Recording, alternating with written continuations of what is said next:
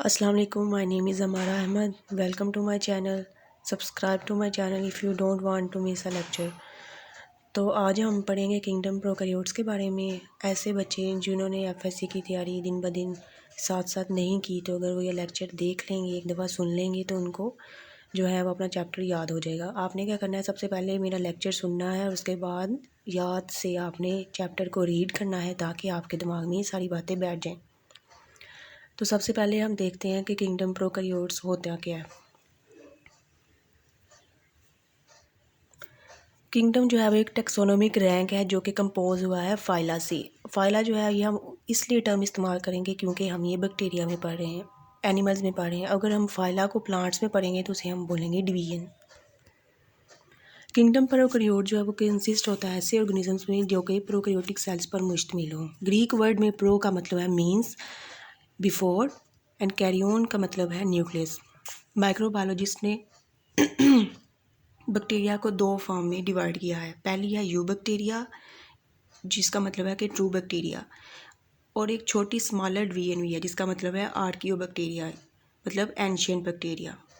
अब हम सबसे पहले देखते हैं कि बैक्टीरियल डिस्कवरी कैसे हुई। सबसे पहले जो है एक एंटोनी वॉन लीवनहुक 1673 में उसने पहला माइक्रोब जो है वो रिपोर्ट किया था और उससे उस एनिमल्स को नाम दिया था एनीमोलिक्यूल्स का। तब बैक्टीरिया नाम जो है वो अभी जो है अखज़ नहीं हुआ था, तो उसने उनको नाम दे दिया कि ये एनीमोलिक्यूल्स है। फर्दर कन्फर्मेशन हुई बाय लुई पास्टर ने की। उसने कहा कि जो माइक्रोबायोलॉजी और मेडिसिन हैं इसमें भी ना कुछ ऐसी एनीमोलिक्यूल्स होते हैं जिसके लिए उसने वैक्सीन जो है उसकी प्रिपरेशन की। तो जो लुई पास्टर का जो मेन काम था वो इसका काम क्या था कि उसने वैक्सीन बनाई थी। किसके ख़िलाफ़? एंथ्रेक्स के ख़िलाफ़, फोल कोलेरा के ख़िलाफ़ और रेबिस के ख़िलाफ़। उसके बाद लुई पास्टर ने वैक्सीन बनाने के बाद जो उसका मेन काम था, उसने पास्टराइजेशन डेवलपमेंट की थी और साथ में फर्मेंटेशन इंडस्ट्रीज़ को वो ऊपर लेके गया था, मतलब अपनी काम की वजह से। और रॉबर्ट कोच ने क्या किया था, उसने जर्म थ्योरी ऑफ डिजीज़ है उसको फार्मूलेट किया था। ये हम आगे जाके पढ़ेंगे कि इसने ये सारा काम किया कैसे था। इसने क्या किया था, इसने एक बेसिलाई को आइसोलेट किया था शीप ब्लड से, जिसको पहले से क्या थी, एंथ्रेक्स की डिजीज़ थी। He discovered bacteria that cause tuberculosis and cholera. ये आपको एमसीक्यूज आ सकते हैं या आपने इसको अपनी बुक पे अंडरलाइन कर लेना है। अब लुई पास्टर ने जब फर्मेंटेशन की थी जर्म थ्योरी बेस पे, उसने सोचा कि जो वाइन है, विनेगर है और बियर्स वगैरह है, ये खट्टी क्यों हो जाती है। तो इसलिए उसने ना एक इसके लिए एक्सपेरिमेंट किया था। ये बात है 1857 से 1860 की दरमियान। इसने क्या किया था कि एक ना इसने स्वान नेक एक्सपेरिमेंट किया। उसके अंदर उसने सॉल्यूशन को ग्रो कराया, ठीक है। उसकी एक जो थी फ्लास्क की वो स्वान नेक पर मुश्तमिल थी। सॉल्यूशन को उसने बॉयल किया और बाद में देखा कि इसमें कोई ग्रोथ हुई है कि नहीं। तब क्या थे वहाँ पे बैक्टीरिया जो थे वो उसको क्या कहते थे, एनीमोलिक्यूल्स का नाम देते थे। उसने देखा कि बॉयल करने के बाद एनीमोलिक्यूल्स की कंडीशन जो है वो डेवलप नहीं हुई। फिर उसने क्या किया कि जो स्वान नेक थी उसको तोड़ दिया। फिर उसने दोबारा से बॉयल किया सॉल्यूशन को। बॉयल करने के बाद उसने देखा कि उसमें कोई छोटी छोटी जो है बहुत ही ज़्यादा माइक्रोस्कोपिक ऑर्गेनिज्म जो है वो ग्रो कर गए हैं। और इस सारी कंडीशन की वजह से उसने इसलिए ये हमें बताया कि जो बियर है, विनीगर है और वाइन जो है वो इसलिए खट्टी हो जाती हैं क्योंकि उसमें एनीमोलिक्यूल जो है वो ग्रो कर जाते हैं। लेकिन ये जो सारे एनीमोलिक्यूल्स हैं ये हेल्दी एनीमोलिक्यूल्स हैं, ठीक है। अब जर्म थ्योरी ऑफ डिजीज़ के 4 पास्टुलेट्स हैं जो कि रॉबर्ट कोच ने फार्मूलेटेड किए थी। पहला था specific organism can always be found in association with a given disease. The organisms can be isolated and grown in pure culture in the laboratory. The pure culture will be produce the disease when inoculated into animal. It is possible to cover the organisms in pure culture from experimentally infected animal. अब हम इसे आसान लफ्ज़ों में क्या लेते हैं कि एक जो है वो एनिमल है जो कि बीमार है। कोच ने क्या किया, वहाँ से कुछ सेल्स लिए, उसे प्योर कल्चर पे ग्रो कराया। प्योर कल्चर कहते हैं पेट्री डिश के ऊपर। उसने पेट्री डिश पे वो कल्चर को ग्रो कराया, ठीक है। बैक्टीरियल कल्चर को ग्रो कराया, उसको हम नाम देते हैं प्योर कल्चर का। फिर वहाँ से जब उसने ग्रोथ जो थी एनिमोलिक्यूल्स की या बैक्टीरिया की ग्रोथ हो गई तो उसे उसने हेल्दी ऑर्गेनिजम्स में इंजेक्ट किया। फिर उसने देखा कि हेल्दी ऑर्गेनिजम्स में ये डिजीज़ काज हुई है कि नहीं, अलबत्ता वो सर्वाइव कर गया है या नहीं, या फिर वो मर गया। इस सारी डिजीज़ को कहते हैं जर्म थ्योरी ऑफ डिजीज़। अब हम देखते हैं कि बैक्टीरियल स्ट्रक्चर कैसा होता है। अब जो बैक्टीरियल सेल्स हैं वो इनवेरिएबल होते हैं और उनमें cell membrane, cytoplasm, ribosomes, chromatin bodies पाई जाती हैं। इसमें ट्रू न्यूक्लियस बैक्टीरिया में नहीं होता। यही जो बात है उसे डिस्टिंग्विश करती है दूसरे एनिमल से। मेजोरिटी जो है वो उसमें सेल वॉल पाई जाती है जो कि उसको शेप देती है बैक्टीरियल को, ठीक है। अब हम शेप के बारे में भी पढ़ेंगे कि बैक्टीरियल जो है वो किस शेप की फॉर्म में होते हैं और किस तरह वो एक दूसरे से डिफ्रेंशिएट करते हैं। स्पेसिफिक स्ट्रक्चर्स भी इसमें पाई जाती हैं जिसको हम कहते हैं कैप्सूल, स्लाइम, फ्लैजेला, पिलाई, फिम्ब्रियाई एंड ग्रेन्यूल। ये सारे जो स्ट्रक्चर्स हैं ये भी उसकी शेप को मेंटेन करते हैं, उसकी रिप्रोडक्शन में हेल्पफुल हैं और उसकी प्रोटेक्शन वगैरह देते हैं और साथ में उसकी मूवमेंट वगैरह भी कराते हैं। अब हम पढ़ते हैं कि बैक्टीरियल साइज़ क्या होता है। हर चीज़ जो है वो अपने हुजम के हिसाब से डिफरेंट होती है, अपनी शेप के हिसाब से डिफरेंट हो सकती है और अपने साइज़ के हिसाब से डिफरेंट हो सकती है।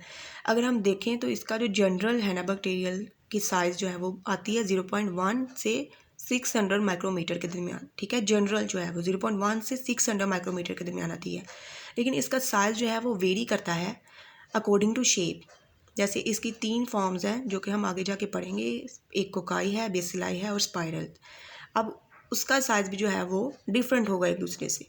अब वो बात करता है कि जो एक माइकोप्लाज्मा है उसका साइज़ जो है वो 100 टू 200 नैनोमीटर है और ये सबसे ज़्यादा स्मॉलेस्ट माइक्रोब्स है, ठीक है। अब हमारे पास एक पॉक्स वायरस ई कोलाई है, उसका साइज़ है 1.1 टू 1.5 माइक्रोमीटर और उसकी जो विड्थ है वो हमारे पास 2.0 6.0 माइक्रोमीटर। ये सारे एमसीक्यूज़ हैं, पेपर में आ सकते हैं, आपने इसको ज़रूर जहन में बिठा लेना है। अब जो चौथी फॉर्म है स्पायरोचीट्स की, स्पायरोचीट्स का जो साइज़ है वो तकरीबन 500 माइक्रोमीटर है, ठीक है, और ये किस में है, लेंथ में, ठीक है। और स्टेफलोकोकस और स्ट्रेप्टोकोकस का साइज है वो 0.75 टू 1.25 माइक्रोमीटर है, किसमें, डायामीटर में, ठीक है। ये किसी का हमने लेंथ वाइज पढ़ा, किसी का हमने विड्थ और किसी का हमने डायामीटर के तौर पे पढ़ा। शॉर्ट क्वेश्चन आ सकता है, लॉन्ग क्वेश्चन भी आ सकता है कि बैक्टीरियल शेप जो है वो कितनी फॉर्म्स की हैं, क्या क्या कैटेगरीज हैं उसकी और उसमें कौन कौन सी डिवीजन होती हैं। सबसे पहले है कि बैक्टीरिया की 3 कैटेगरीज हैं। एक को कहते हैं कोकाई, दूसरी बेसिलाई और तीसरी है स्पाइरल। कोकाई को कहते हैं कि ये कोमा शेप्ड होती है और स्फेरिकल होती है या फिर ओवल हो सकती है और इसके जो बैक्टीरिया हैं वो डिवीजन करती हैं प्लेन पे, ठीक है। मतलब कौन किस किस्म की उसकी प्लेन ऑफ डिवीजन है, डिवीजन इन वन प्लेन। अगर एक ही प्लेन में डिवीजन है तो वो एनिमल्स जो हैं बैक्टीरिया के उसको हम नाम दिया डिप्लोकोकस और स्ट्रेप्टोकोकस, ठीक है। अगर कंसाइज इन पेयर्स अरेंजमेंट, अगर वही जो है अरेंजमेंट पेयर्स की फॉर्म में है तो हम उसे कहेंगे कि ये डिप्लोकोकस। अगर कोकाई जो है वो लॉन्ग चेन्स की फॉर्म में है तो वो उसको हम कहेंगे स्ट्रेप्टोकोकस। आपने याद रखना है कि डिप्लोमीन दो पेयर्स आ जाएंगे, डिप्लोमीन पेयर और स्ट्रेप्टोमीन सीधी चेन की तरह, ठीक है। ये याद रखना है कि स्ट्रेप्टोकोकाई कहते हैं अगर चेन्स अरेंजमेंट है, चेनी अरेंजमेंट जो है उसको कहते हैं स्ट्रेप्टोकोकाई। अब हम देखें कि अगर डिवीजन 2 प्लेन्स में हो रही है तो वो प्रोड्यूस करेगा टेट्राड। टेट्राड बोलते हैं स्केयर ऑफ 4, मतलब 2 ऊपर 2 नीचे और वो सारे जो है चारों बाइंड हुए होंगे, ठीक है।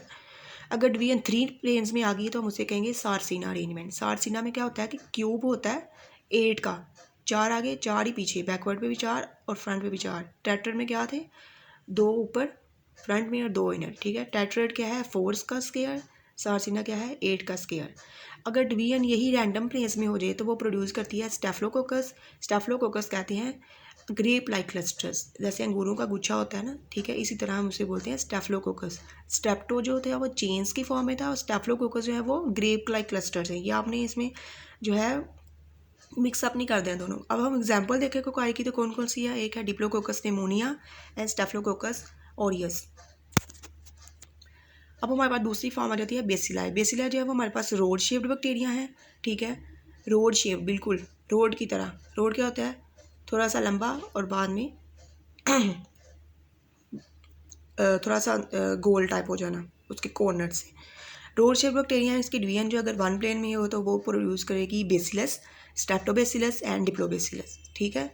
अगर डिवीजन जो है वो अगर एक बेसिलस है, एक रोड की फॉर्म है तो उसे हम कहेंगे बेसिलस। अगर वही रोड्स चेन की फॉर्म में लग गए हैं एक दूसरे के साथ तो उसे हम कहेंगे स्ट्रेप्टोबेसिलस। और अगर 2 रोड्स मिलके एक बैक्टीरिया बना रहे तो उसे हम कहेंगे डिप्लोबेसिलस। अब bacillus single cell of bacteria है, स्ट्रेप्टोबेसिलस चेन ऑफ बेसिलाई है, डिप्लोबेसिलाई बेसिलाई इन पेयर्स की फॉर्म में है। इसकी एग्जांपल्स क्या है, एक ई कोलाई है, दूसरा इसमें बैसिलस सबटिल्स है, और तीसरा जो है वो सूडोमोनास।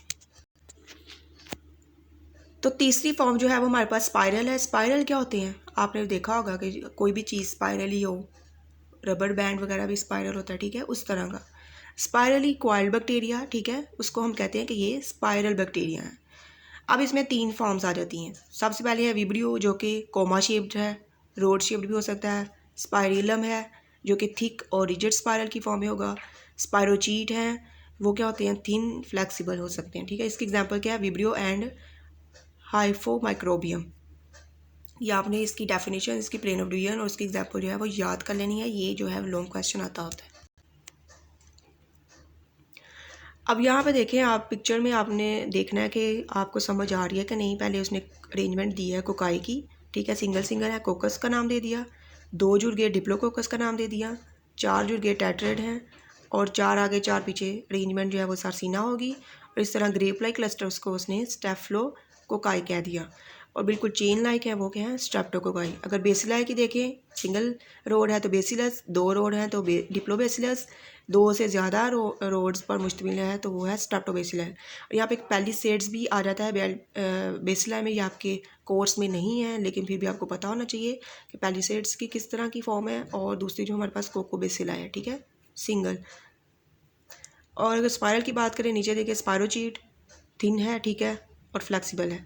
और स्पाइरिला जो है वो हमारे पास कॉर्क स्क्रू फॉर्म में है, ठीक है। और विब्रियो जो है वो हमारे पास थोड़ा सा टिल्ट हुआ है, ठीक है, और कोमा शेप्ड भी होता है।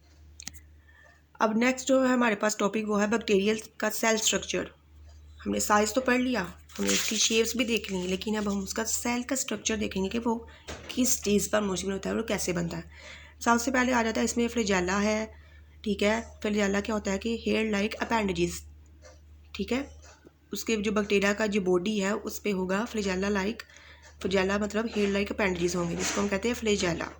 अब ये जो फ्लैजेला होते हैं, कुछ बैक्टीरिया में एक भी नहीं होता, कुछ में 2 होते हैं, कुछ में टफ्ट वगैरह होते हैं, ठीक है, टफ्ट बोलते हैं।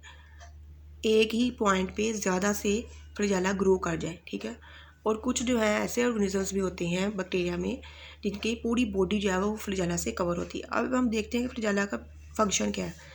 फ्लैजेला जो है वो कम आउट होता है सेल वॉल से, लेकिन इसका ओरिजिन क्या है वो बेसल बॉडी से, बेसल बॉडी से ग्रो करेगा और ऊपर जो उसकी सेल वॉल है बैक्टीरिया की, वहाँ से बाहर की तरफ उसकी जो है वो फैल जाएगा बॉडी में, ठीक है। बॉडी के ऊपर बाहर की तरफ सतह से निकल आएगा, जैसे हमारे बाल हैं बिल्कुल इसी तरह फ्लैजेला है, ठीक है। अब ये जो है किस प्रोटीन से बना होता है वो, उसको कहते हैं फ्लैजेलिन प्रोटीन। अगर हम क्लासिफिकेशन देखें बैक्टीरिया की फ्लैजेला की प्रेजेंस पे, तो हम देखते हैं कौन कौन सी है। पहले आ जाता है ए ट्राइकस। ए ट्राइकस याद रखना है विदाउट फ्लैजेला।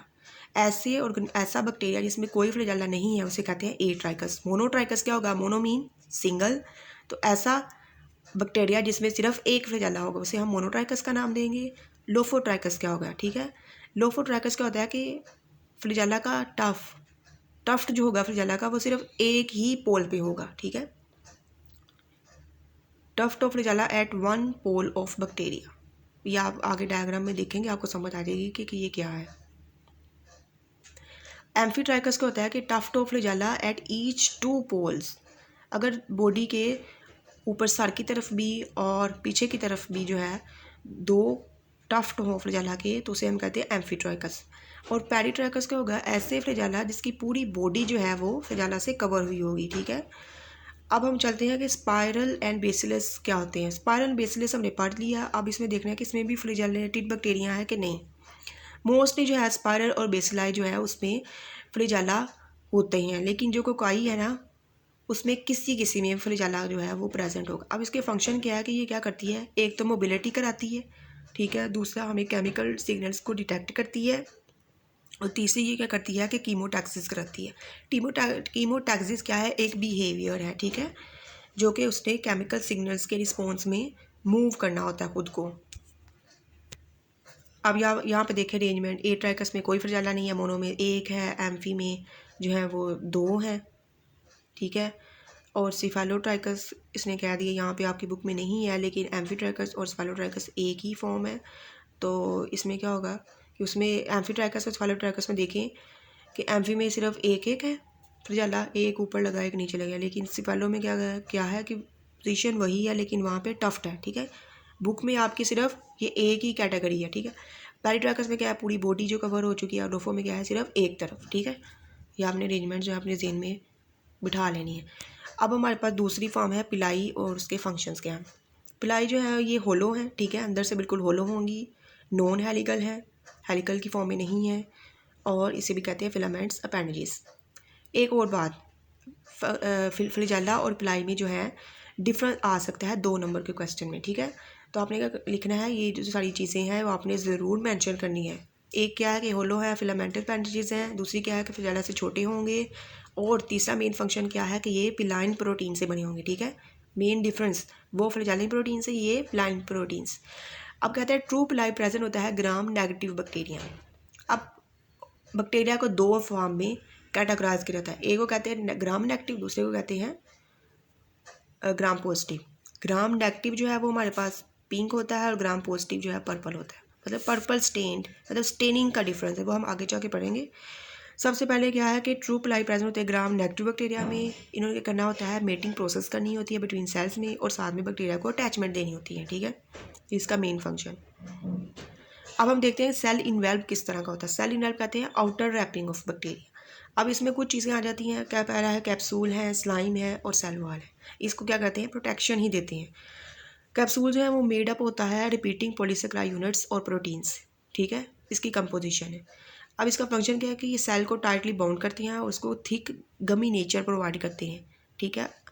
अब कुछ बैक्टीरिया होते हैं वो कॉलोनीज की फॉर्म में रहते हैं, इनकैप्सुलेशन हो जाती है उनमें, तो वो जो आपस में जो जुड़ जाते हैं कॉलोनी की फॉर्म में, वो किस वजह से जुड़ते हैं, कैप्सूल की वजह से, क्योंकि कैप्सूल वो जो है वो उसको थिक और गम लाइक नेचर प्रोवाइड करता है। दूसरी बात इसमें रहती है स्लाइम। क्या होता है, स्लाइम जो है loose soluble shield of macromolecules, जो कि प्रोवाइड करती है pathogenesis on protection from against phagocytosis. मतलब कुछ ऐसा अमल के बैक्टीरिया जो है वो खुद को पैथोजेनेसिटी से बचाता है, ठीक है। वो किस तरह बचाता है कि खुद को फैगोसाइटोसिस के अमल से रोक लेता है। स्लाइम जो है उसे एक सोलबल शीट फॉर्म करती है, जैसे हम हमारी जो है स्टमक, वहाँ पे भी एक म्यूकस की शील्ड होती है, ठीक है। ये समझने वाली बात है, म्यूकस की शील्ड होती है, वो किस लिए होती है, क्योंकि वहाँ पे हमारे पास स्टमक के अंदर हाइड्रोक्लोरिक एसिड से बचाने के लिए कि हाइड्रोक्लोरिक एसिड जो है वो स्टमक की वॉल को खुद ही डाइजेस्ट ना करना शुरू कर दे, तो वो जो है सारा स्टमक जो है वो स्लाइवा से कवर हुआ है, स्लाइवा और म्यूकस से कवर्ड है, ताकि वो डाइजेशन ना हो सके, ठीक है, स्टमक सेल्स की। इस सेल से प्रोटेक्शन देता है। इसी तरह स्लाइम जो है वो बैक्टीरिया को प्रोटेक्शन देता है कि वो फैगोसाइटोसिस ही ना कर ले खुद की। अब तीसरी फॉर्म जो है cell wall. Cell wall provide करती है बैक्टीरिया को शेप, ठीक है। अब इसमें हम पढ़ेंगे ग्राम पॉजिटिव क्या है, जो ऐसे ऑर्गेनिज्म जो कि पर्पल स्टेन्ड हो, यानी जो कि प्राइमरी डाई को रिटेन करें, और ग्राम नेगेटिव पिंक स्टेन्ड होते बैक्टीरिया है जो कि सेकेंडरी डाई को करते हैं। अब इसमें थोड़ा सा डिफरेंस है, वो आपने अपनी बुक से देख लेना है, ठीक है, कि ग्राम पॉजिटिव में क्या होता है कि उनकी जो सेल वॉल है वो पेप्टाइडोग्लाइकन की बनी होती है, ग्राम नेगेटिव की लिपोपॉलीसेकेराइड की बनी होती है। इसकी थिकनेस की बात करें तो ग्राम नेगेटिव की थिकनेस ज़्यादा होती है as compare to gram positive. और आउटर मेम्ब्रेन की बात करें तो ग्राम पॉजिटिव में नहीं होती बल्कि ग्राम नेगेटिव में होती है। और पेरिप्लाज्मिक स्पेस जो है वो ग्राम पॉजिटिव में भी प्रेजेंट होती हैं, लेकिन कुछ ऑर्गेनिज्म में, और ग्राम नेगेटिव में हर ऑर्गेनिज्म में होंगी। परमेबिलिटी की बात करें तो ग्राम पॉजिटिव ज़्यादा परमेबल है। अब हम देखते हैं कि बैक्टीरियल सेल स्ट्रक्चर के अंदर कौन कौन से कंपोनेंट्स पाए जाते हैं। सबसे पहले है कि सेल मेम्ब्रेन होती है, ठीक है। Bacterial membranes differ from eukaryotic membranes in lacking sterols such as cholesterol, ठीक है, ये मेन पॉइंट है, ये आपने याद रखना है। उसके बाद इसमें साइटोप्लाज्मिक मैट्रिक्स भी होता है, plasma membrane, and everything present within it is known as protoplast. अब साइटोप्लाज्मिक मैट्रिक्स के अंदर जो भी प्लाज्मा मेम्ब्रेन है या उसके अंदर कोई भी एंटिटीज़ हैं तो उसको हम कहते हैं प्रोटोप्लास्ट। साइटोप्लाज्म जो है यूकैरियोटिक प्रोकैरियोटिक सेल का, उसमें मेम्ब्रेन बॉन्ड ऑर्गेनेलिज जो है वो नहीं होती, ठीक है, और उसमें साइटोस्केलेटन होता है जिसको हम कहते हैं माइक्रोट्यूब्यूल्स। साइटोप्लाज्मिक मैट्रिक्स जो है वो उसमें सब्सटेंसेस पाई जाती हैं सेल मेम्ब्रेन और न्यूक्लियोइड के दरमियान। ये क्या है, एक जेल लाइक कंसिस्टेंसी प्रोवाइड करती है। छोटे मॉलिक्यूल्स सेल मेम्ब्रेन से आसानी से पास आउट हो जाते हैं, लेकिन जो बड़े मॉलिक्यूल्स हैं वो आसानी से पास आउट नहीं होती। और इसका जो साइटोप्लाज्मिक मैट्रिक्स है वो एक मेजर पार्ट है, उसको कहते हैं प्रोटोप्लास्ट। और इसमें जो लार्ज डिस्क्रीट स्ट्रक्चर्स भी पाए जाते हैं, जिसको हम chromatin, nuclear body, ribosome, mesosomes and granules and nucleoid भी मैट्रिक्स के अंदर पाए जाते हैं। न्यूक्लियोइड क्या होते हैं, एग्रीगेट्स है, इर्रेगुलर शेप्ड, डेंस एरिया, ठीक है, मतलब इसमें ट्रू न्यूक्लियस नहीं होता, सिर्फ न्यूक्लियोइड होता है। This chromatin body is actually an extremely long molecules of DNA that is tightly folded so as to fit inside the cell component. और बैक्टीरिया में जो है वो सिंगल क्रोमोसोम होता है, जिसकी वजह से हम इसे कहते हैं हैप्लॉइड। प्लाज्मिड क्या है, बहुत से बैक्टीरिया जो है प्लाज्मिड पर मुश्तमिल होते हैं, ठीक है, क्रोमोसोम्स की एडिशन के लिहाज से। तो ये जो है वो क्या है, सर्कुलर है, डबल स्ट्रैंडेड है और डीएनए मॉलिक्यूल्स हैं। प्लाज्मिड क्या है, सर्कुलर है, डबल स्ट्रैंडेड डीएनए मॉलिक्यूल्स हैं, लेकिन इसके साथ साथ ये सेल्फ रेप्लिकेटिंग भी हैं और ये बैक्टीरिया की ग्रोथ और मेटाबॉलिज्म में कोई इतने ज़्यादा एसेंशियल नहीं है, ठीक है। और इसमें क्या करता है, ये इसका फंक्शन क्या है, इसने क्या करना है कि ड्रग को रेजिस्ट करेगा, हैवी मैटर्स को रेजिस्ट करेगा, बैक्टीरियल डिजीज से प्रोवाइड करेगा, प्रिवेंशन देगा, और इंसेक्ट रेजिस्टेंट जीन्स जो हैं उसको भी रेजिस्ट करेगा। और इसके लिहाज से इसमें होते हैं राइबोसोम्स। बैक्टीरिया के अंदर राइबोसोम्स क्या है, आरएनए और प्रोटीन के मिक्सचर्स हैं, ठीक है। Some may also be loosely attached to plasma membrane, they are protein factories, they are thousands of ribosomes in each healthy growing cells, they are smaller than eukaryotic ribosomes. Eukaryotic क्या है, humans और दूसरे animals, ठीक है। मीजोसोम्स की बात करें तो मीजोसोम्स क्या है, ये भी ऑर्गेनेली स्ट्रक्चर है। Cell membrane invaginates into the cytoplasm forming structure. जब सेल मेम्ब्रेन साइटोप्लाज्म के अंदर इन्वेजिनेट हो जाती है तो एक स्ट्रक्चर बन जाता है जिसको हम कहते हैं मीजोसोम्स। मीजोसोम्स जो है वो वेजिकल्स, ट्यूब्यूल्स और लैमेलाई की फॉर्म में होते हैं, और ये डीएनए की रेप्लिकेशन भी कराते हैं, सेल डिवीजन भी कराते हैं, और साथ साथ कुछ मीजोसोम्स ऐसे भी हैं जो कि एक्सोसेलुलर एंजाइम की एक्सपोर्टेशन भी कराते हैं। रेस्पिरेटरी एंजाइम्स भी प्रेजेंट होते हैं इसमें, ठीक है, मीजोसोम्स में रेस्पिरेटरी एंजाइम्स भी प्रेजेंट होते हैं। अब है granules and storage bodies. Bacteria जो है एक कम्पिटिटिव इन्वायरमेंट में ग्रो करते हैं, जहाँ पे न्यूट्रिएंट्स जो हैं वो उसकी शॉर्टेज हो सकती है, और उसमें जो गुड इन्वायरमेंट है उसकी भी शॉर्टेज हो सकती है। तो इसके लिए उनके पास एक एक्स्ट्रा न्यूट्रिएंट्स जो है वो स्टोर कर लेते हैं वो अपनी बॉडी में, किस फॉर्म में, ग्रेन्यूल्स और स्टोरेज बॉडीज़ की फॉर्म में। दीज में भी ग्लाइकोजन, सल्फ़र, फैट, फॉस्फेट, ठीक है, ये सारी चीज़ें जो कि उनकी डीएनए रेप्लिकेशन में हेल्प करेंगी, उनमें जो है उसका रेस्पिरेटरी प्रोसेस जो है वो ग्रो कराएंगी और उनको एनर्जी वगैरह प्रोवाइड करेंगी, ठीक है।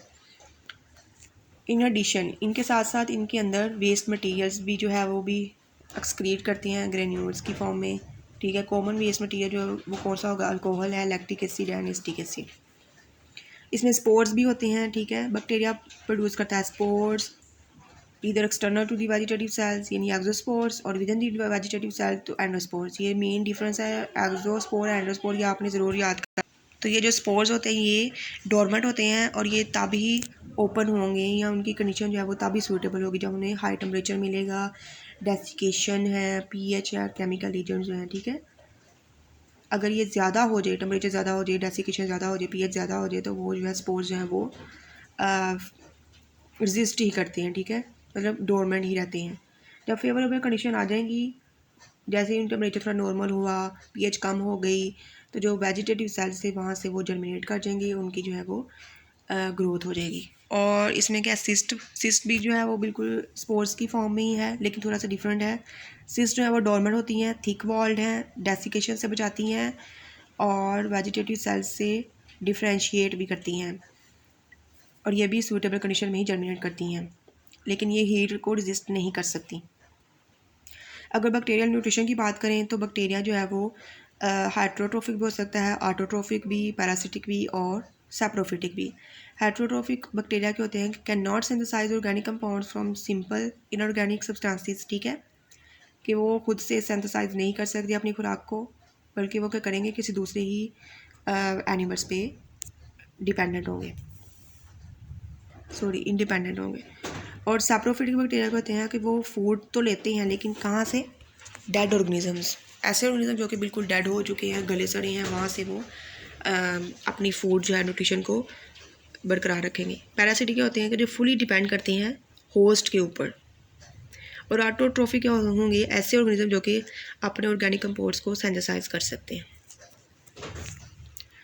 अब ऑटोट्रोफिक बैक्टीरिया के भी दो डिवीजन है, एक है फोटोसिंथेटिक बैक्टीरिया, दूसरा है कीमोसिंथेटिक। फोटोसिंथेटिक बैक्टीरिया में क्या होता है कि ये साइटोप्लाज्मिक उसके साइटोप्लाज्म के अंदर क्लोरोफिल पाया जाता है, लेकिन प्लांट क्लोरोफिल और बैक्टीरिया क्लोरोफिल ये डिफरेंस है इनमें, ठीक है, इनकी कंपोजिशन जो है वो डिफरेंट होगी। अब इसमें क्या करते हैं कि बैक्टीरिया की फोटोसिंथेसिस थोड़ी डिफरेंट होती है एज़ कम्पेयर टू प्लांट्स। इन्होंने क्या करना होता है कि यूटिलाइज करेंगे हाइड्रोजन सल्फाइड को इंस्टेड ऑफ वाटर। प्लांट में वाटर की यूटिलाइजेशन हो रही है, लेकिन यहाँ पे उन्होंने क्या करना है, हाइड्रोजन सल्फाइड की यूटिलाइजेशन करेंगे और सल्फ़र को लिबरेट करेंगे। वहाँ पे प्लांट में क्या होता है कि ऑक्सीजन लिबरेशन हो रही है ऑक्सीजन की और यूटिलाइजेशन हो रही है वाटर की, लेकिन यहाँ पे क्या है, बैक्टीरिया के अंदर हाइड्रोजन सल्फाइड की यूटिलाइजेशन है और लिबरेशन किसके, सल्फ़र की। इसमें आ जाते हैं green sulphur, purple sulphur and purple non sulphur bacteria. अब जो दूसरी फॉर्म है ऑटोट्रोफिक की वो है कीमोसिंथेटिक बैक्टीरिया। कीमोसिंथेटिक बैक्टीरिया के लिए क्या करना है कि इनऑर्गेनिक कंपाउंड्स को ऑक्सीडाइज करेगा। अब इनऑर्गेनिक कंपाउंड्स कौन कौन से हैं, अमोनिया है, नाइट्रेट है, नाइट्राइट, सल्फर, फेरस, आयरन, और इसके हिसाब से वो एनर्जी को ट्रैप करेगा, ठीक है। ये फोटोसिंथेटिक बैक्टीरिया की जो है इक्वेशन है वो देख लें। कार्बन डाइऑक्साइड में और साथ में क्या है, हाइड्रोजन सल्फाइड है, ठीक है, उन सब ने मिलकर क्या किया, कंपाउंड बनाया, वाटर जो है वो रिलीज़ हुआ और साथ में सल्फ़र जो है वो भी हमें मिला, ठीक है, आपने देख लिया। अब हम देखेंगे कि रिस्पिरेशन जो है बैक्टीरिया में कैसे होती है। अगर रेस्पिरेशन जो है ऑक्सीजन की मौजूदगी में है तो उसे हम कहेंगे एरोबिक बैक्टीरिया। अगर रेस्पिरेशन जो है वो ऑक्सीजन की एब्सेंस में है तो ऐसे ऑर्गेनिज्म को हम कहेंगे एनारोब बैक्टीरिया। अब तीसरी फॉर्म है हमारे पास फैकल्टेटिव बैक्टीरिया। ऐसे बैक्टीरिया होते हैं जो कि अगर ऑक्सीजन थोड़ी सी भी है या नहीं भी है तो वो ग्रो कर देंगे। और माइक्रो एरोफिलिक क्या होती हैं, अगर ऑक्सीजन लो कंसंट्रेशन में होगी तो तभी वो ग्रो करेंगे, अगर ऑक्सीजन हाई कंसंट्रेशन में है तो वो ग्रो नहीं करेंगे। ग्रोथ और रिप्रोडक्शन की बात करें तो बैक्टीरिया जो है वो बाइनरी फिशन से ग्रो करते हैं, ठीक है। बाइनरी फिशन क्या होता है, देखें, सबसे पहले पेरेंट सेल आपको नज़र आ रहा है, पेरेंट सेल में क्या हुआ, डीएनए डुप्लीकेट कर गया, डीएनए जब डुप्लीकेट हुआ तो साइटोप्लाज्म भी डिवाइड हो जाएगा। जैसे साइटोप्लाज्म डिवाइड हुआ, जो सेल मेम्ब्रेन है, ठीक है, वो उसकी इन्वेजिनेट कर जाएगी अंदर की तरफ और बाद में 2 डाटा सेल जो है उसे प्रोड्यूस कर लेगी। अब इसमें जो है वो 4 फेज़ आ जाते हैं। सबसे पहले है लैग फेज़, जिसमें है ग्रोथ नहीं होगी, ठीक है, सिर्फ डिवीजन के लिए वो खुद को तैयार कर रहे हैं। लॉग फेज़ क्या होता है कि जिसमें ग्रोथ जो है वो मुसलसल और बहुत ज़्यादा होगी। स्टेशनरी फेज़ में क्या होता है कि डेथ रेट जो है वो इक्वल हो जाती है रिप्रोडक्शन रेट्स के। और डेथ फेज़ में क्या होता है कि डेथ रेट ज़्यादा हो जाता है रिप्रोडक्शन रेट से। और रिप्रोडक्शन जो है वो उसमें कॉन्जुगेशन के प्रोसेस होती है with help of sex pili to transfer genetic material. अब ये आप ग्राफ देखें, एक्स एक्सिस पे टाइम है और वाई एक्सिस पे क्या है, नंबर ऑफ बैक्टीरिया, ठीक है। अब हमने पढ़े हैं कि हमारे पास 4 फेज़ हैं रिप्रोडक्शन के, lag, log, stationary and death. Lag phase में क्या है कि ग्रोथ नहीं हो रही, सिर्फ बैक्टीरिया खुद को डिवीजन के लिए तैयार कर रहे हैं। फिर लॉग फेज़ में देखिए, लॉग फेज़ जो है उसका टाइम ड्यूरेशन थोड़ा ज़्यादा है और वहाँ पे क्या हो रहा है कि ग्रोथ बहुत ज़्यादा हो रही है, ठीक है। जितना टाइम ड्यूरेशन ज़्यादा होगा उतनी ही ज़्यादा ग्रोथ होगी, बैक्टीरिया डिवाइड होंगे, ठीक है। और तीसरी फॉर्म जो है स्टेशनरी है। स्टेशनरी का टाइम पीरियड भी लॉग फेज़ से कम है। स्टेशनरी में क्या होगा कि बैक्टीरिया की डेथ रेट भी इक्वल हो जाएगी किसके, बैक्टीरिया के रिप्रोडक्शन। जितनी ज़्यादा बैक्टीरिया यहाँ पर रिप्रोडक्शन करेंगे उतनी ही ज़्यादा डेथ रेट होगी, मतलब इक्वल। अब जो चौथी फॉर्म है, चौथा फेज़ है वो है डेथ फेज़। डेथ फेज़ में क्या होगा कि बैक्टीरिया जो है अपनी रिप्रोडक्शन रोक देगा और सारे बैक्टीरिया जो है वो मरना स्टार्ट हो जाएंगे, ठीक है। फिर क्या होगा कि डेथ रेट जो है वो ज़्यादा हो जाएगी रिप्रोडक्शन रेट्स, ठीक है। तो ये सारी बातें जो आपने याद करनी है और एक दफ़ा चैप्टर जो है वो उसको पढ़ लेंगे। होप सो आपको समझ आ गई होगी। Thank you.